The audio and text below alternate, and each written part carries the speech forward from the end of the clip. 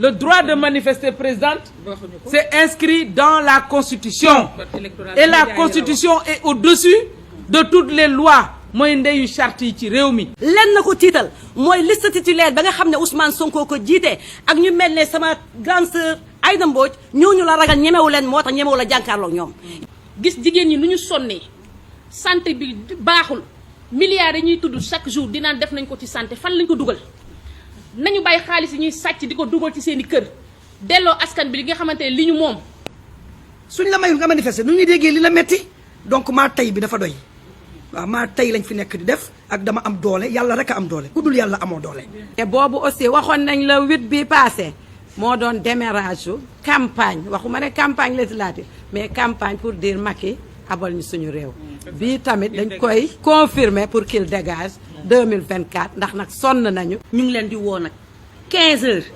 na ñëpp daje jigéen ñi kese bu ñu jógee taxaw foofu kenn du fa xaj waxatuma laak suñuy doom a nga fay ñëw te suñuy càmmiñ a nga fay ñëw. ñuy lancer un message pour le 17 incha allah jigéen ñi bu ñu fa kenn jiitu fulla fayda jàmm si jigéen la ko ñëpp xamee. te dañuy wax ni ñetti tàccu jigéen nag xajul ci benn boppu góor ah jigéen ñi tàccu leen seen ñetti tàccu tàccu leen seen ñetti tàccu. ñuy woote jàmm dañu bëgg ajuma nañu autoriser rassemblement bi tax nag. duñu suspendre constitution bi am joxe droit de manifester suspendre ko mu nekk au-dessus de toutes les autres lois parce que nee nañ code électoral bi wax na lii. ñoom ñu mën a valider seen liste ne yeneen liste yi duñ ko valider duñ ko nangu lii lañ ciy teg ku yàlla bëggul nga dee doo dee dinañu dem élection par A ou B. ndax dañoo yor gouvernement boo xam ne dañoo baadoo la kenn xamul lii lan la ci Sénégal kenn xamul ñun ban dëkk la ñu nekk nii. nit ñi sonn nañu askan bi tàyyi nañu man nag li may wax lu gàtt rek la mooy le 17 fu jigéen mën a nekk na génn. conseil constitutionnel li ñuy def teguñu ko ci dëgg ndax ñoom c'est des juristes kayit gi ñu ñambaas jox ko nit ñi war nañ xam ne ay milliards lañ ci def te milliards yooyu waruñ koo fawee kon soo bindee téere jox ko ni da nga war a respecter sa kaddu donc duñ ko nangu tey dañu leen a dicté nag. loolu nag bu ko Macky Sall comprendrewul dinañ ko wan le 17. ne ko soppi jot na ñu wallu te yeewi askan bi te bu soobee yàlla na mu meloon le 8 nu ko raw lay mel ndax xam ngeen ni bu jigéen ñi ayee dara du set. kon ku fi woote manifester parce que da nga am loo xam ne bëgg nga ko ñaxtu si dundinu askan wi ak si faagaagal démocratie wañ naa war a jox may la droit nga manifester si jàmm. donc ñu ngi woote jàmm ñun woote waxtaan parce que amuñu intérêt Sénégal di dugg ci guta te foog naa ne ñi koy wut dugal ci guta mooy ñi nga xam ne ñu ngi toog chaque jour di lijjantee nu ñuy def ba néewal doole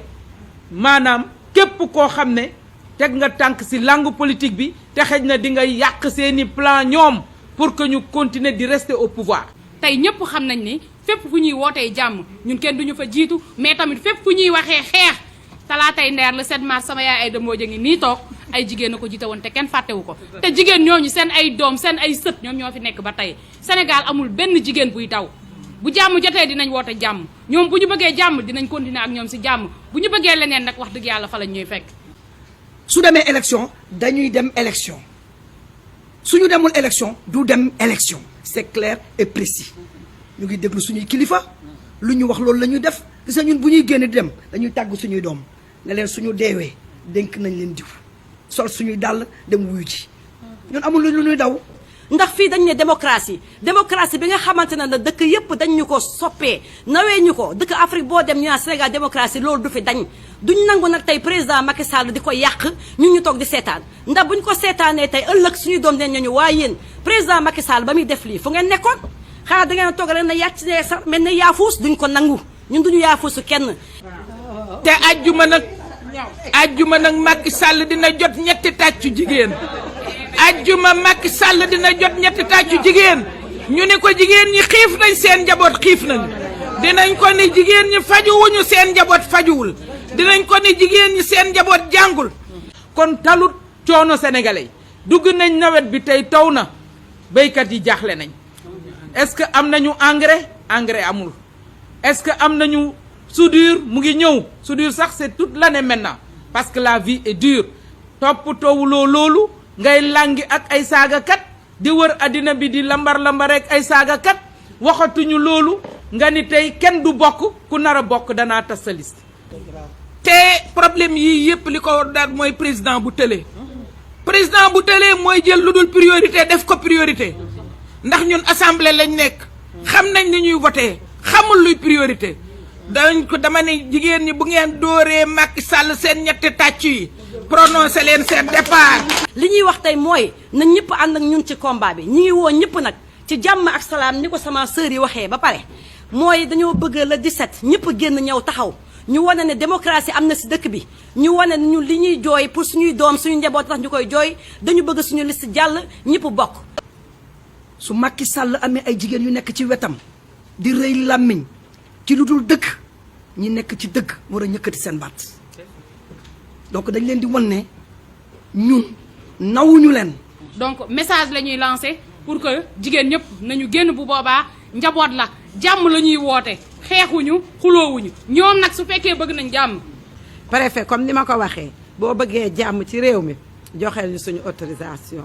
parce que c'est un droit constitutionnel di wax aux forces de l'ordre et de défense seeni yaay seeni sœur ñoo nar a nekk devant et ils auront une grande responsabilité devant l'histoire de ce pays ce vendredi-là avec ou sans autorisation entre guillemets nous serons devant bu ci yàlla àndee. dinañu dem élection par A ou B ñu li lançons nag un appel mooy président de la république mën nañ ne suñu càmmiñ la mën nañ ne suñu mag la mën nañ ne amul ku koy conseil amul jigéen ñu koy conseiller donc ñu ngi koy lancer un appel qu'il recule moo xam ne nu muy reculer mu bañ a bàyyi ba mu tàng ni Mars defoon mu reculer avant qu'il ne soit trop tard suñuy doom ñoo fay dem suñuy rakk ñoo fay dem suñuy jëkkër ñoo fay dem moom ci boppam ay rakkam a ngi ci